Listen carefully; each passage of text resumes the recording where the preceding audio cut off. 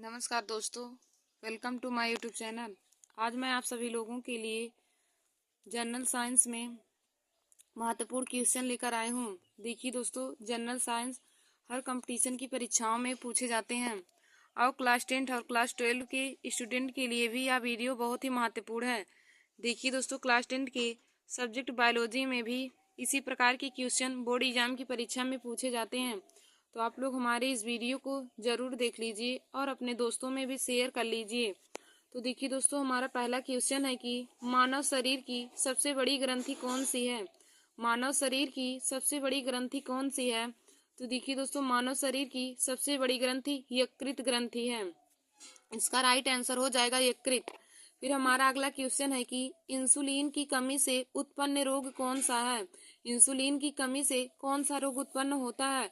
तो देखिए दोस्तों, इंसुलिन की कमी से डायबिटीज रोग यानी कि जिसे हम शुगर कहते हैं, तो इंसुलिन की कमी से शुगर रोग होता है।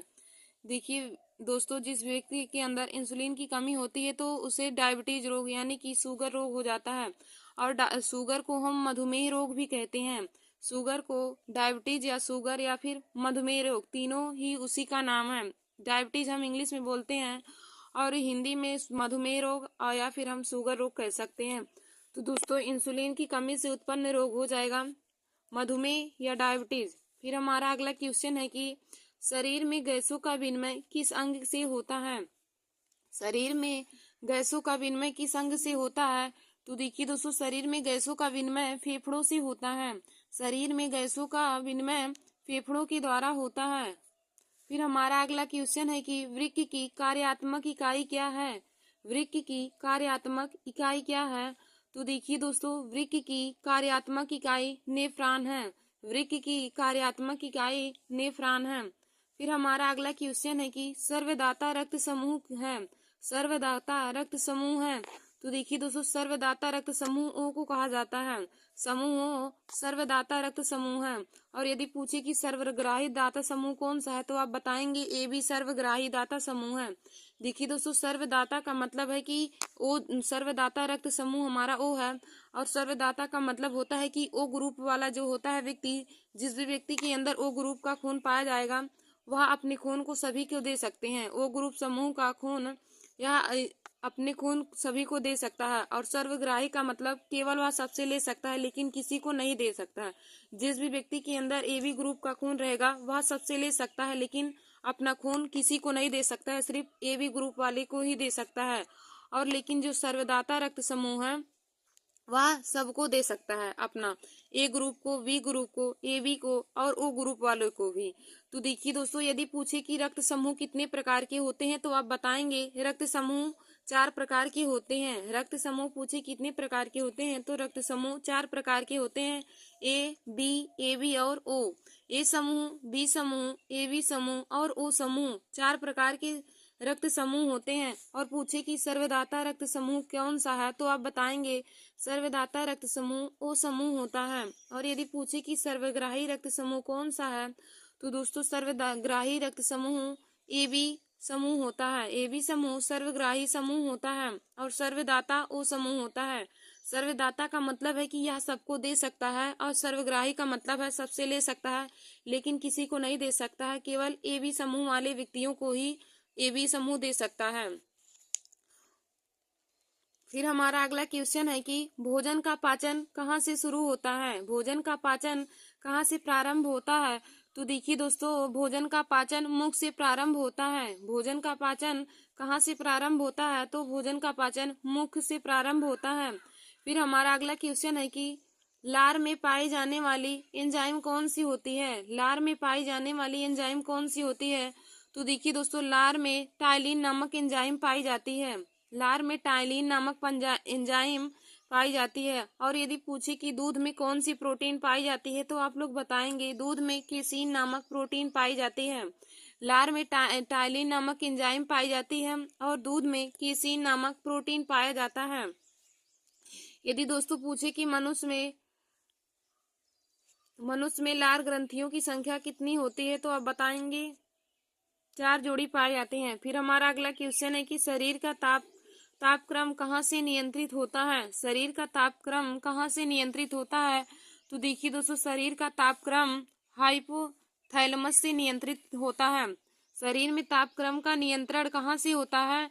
तो दोस्तों, शरीर में तापक्रम का नियंत्रण हाइपोथैलेमस से होता है। शरीर में तापक्रम का नियंत्रण हाइपोथैलेमस से होता है। फिर हमारा अगला क्वेश्चन है कि स्वस्थ मनुष्य का रक्तचाप कितना होता है? स्वस्थ मनुष्य का रक्तचाप कितना होता है? तो दोस्तों, स्वस्थ मनुष्य का रक्तचाप 180/80 mm होता है। और यदि पूछे कि रक्तदाब या रुधिरदाब को मापने का इकाई क्या है, तो आप बताएंगे स्फेग्नोमैनोमीटर। रक्तचाप को मापने की इकाई क्या है? हम किस यंत्र के द्वारा रक्तदाब या रुधिरदाब को मापा जाता है? तो दोस्तों, रुधिरदाब को मापने की इकाई स्फेग्नोमैनोमीटर है। फिर हमारा अगला क्वेश्चन है कि मनुष्य के मस्तिष्क का बाहरी झिल्ली क्या कहलाता है? मनुष्य के मस्तिष्क का बाहरी झिल्ली क्या कहलाता है? तो देखिए दोस्तों, मनुष्य की मस्तिष्क का बाहरी झिल्ली ड्यूरामीटर कहलाता है। मनुष्य की मस्तिष्क की बाहरी झिल्ली ड्यूरामीटर कहलाता है। फिर हमारा अगला क्वेश्चन है कि मछलियां किस अंग के द्वारा सांस लेती हैं? मछलियां किस अंग के द्वारा सांस लेती हैं? तो देखिए दोस्तों, मछलियां गिल के द्वारा सांस लेती हैं। मछलियां गिल के द्वारा सांस लेती हैं। फिर देखिए दोस्तों, हमारा अगला क्वेश्चन है कि जीव विज्ञान के पिता कौन है? जीव विज्ञान के पिता कौन है? तो दोस्तों, जीव विज्ञान के पिता अरस्तु हैं। जीव विज्ञान के पिता अरस्तु हैं। जीव विज्ञान के पिता पूछे तो आप बताएंगे जीव विज्ञान के पिता अरस्तु हैं। फिर हमारा अगला क्वेश्चन है कि आनुवांशिकी का पिता किन्हें कहा जाता है? आनुवांशिकी का पिता किन्हें माना जाता है? तो दोस्तों, ग्रेगर जॉन मेंडल को आनुवांशिकी का पिता कहा जाता है। आनुवांशिकी का पिता ग्रेगर जॉन मेंडल को कहा जाता है।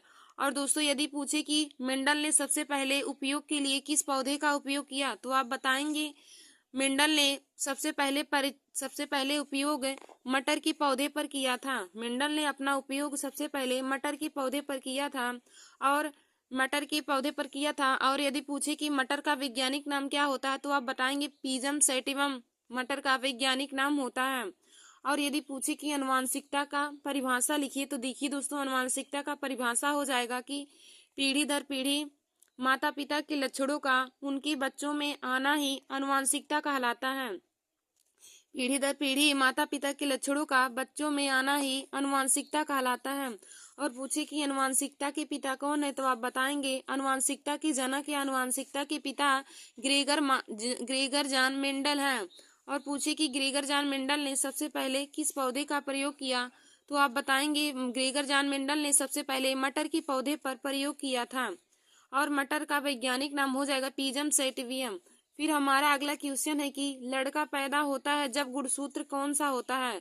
लड़के जब पैदा होते हैं तो उनके अंदर कौन सा गुणसूत्र होता है? तो देखिए दोस्तों, लड़कों के अंदर XY गुणसूत्र होते हैं। और यदि महिलाओं के अंदर यानी कि लड़कियों के अंदर पूछे तो लड़कियों के अंदर XX गुणसूत्र होते हैं और लड़कों के अंदर XY गुणसूत्र होते हैं।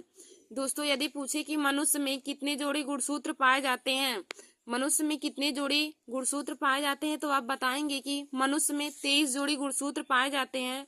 और यदि संख्या में पूछे तो आप बताएंगे संख्या में 46 होते हैं और जोड़ी में 23 जोड़ी गुणसूत्र मनुष्यों में पाए जाते हैं। और देखिए दोस्तों, लड़कों में XY गुणसूत्र होते हैं और लड़कियों में पूछे तो आप बताएंगे लड़कियों में XX गुणसूत्र पाए जाते हैं।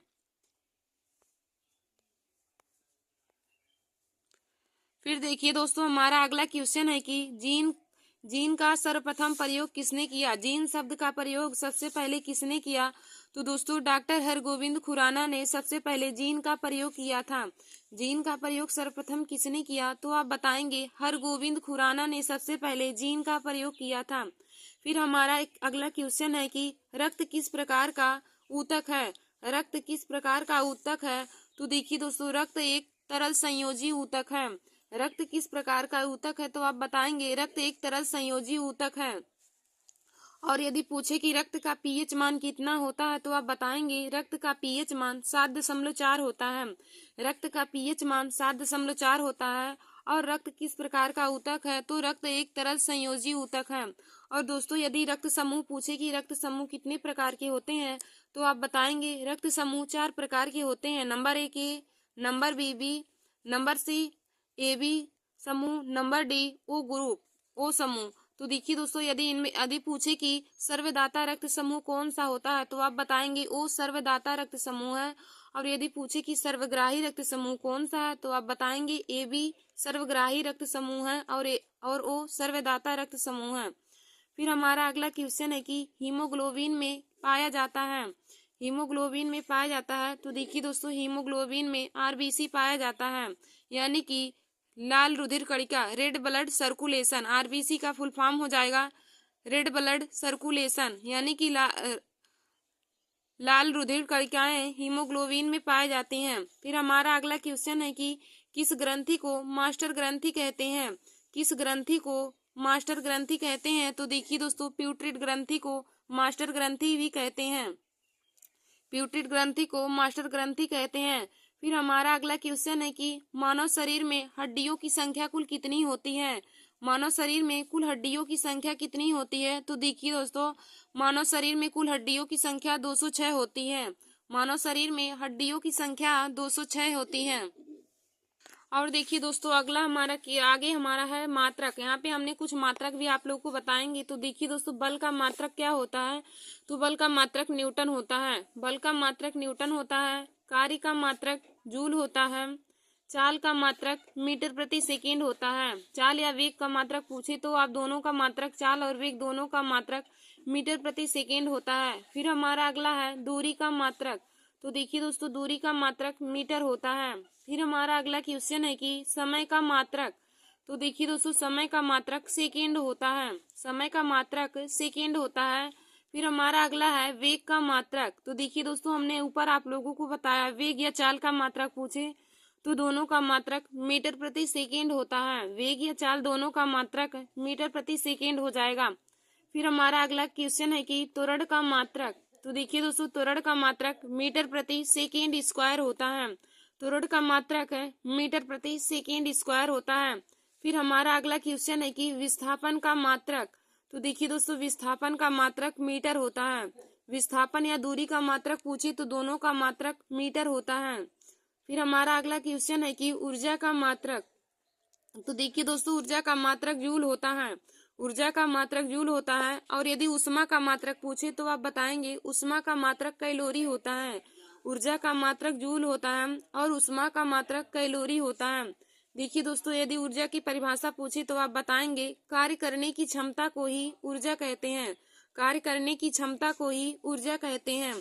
तो ऊर्जा का मात्रक जूल हो जाएगा। और यदि उष्मा का मात्रक पूछे तो आप बताएंगे उष्मा का मात्रक कैलोरी होता है। फिर हमारा अगला है ताप का मात्रक। तो देखिए दोस्तों, ताप का मात्रक केल्विन होता है।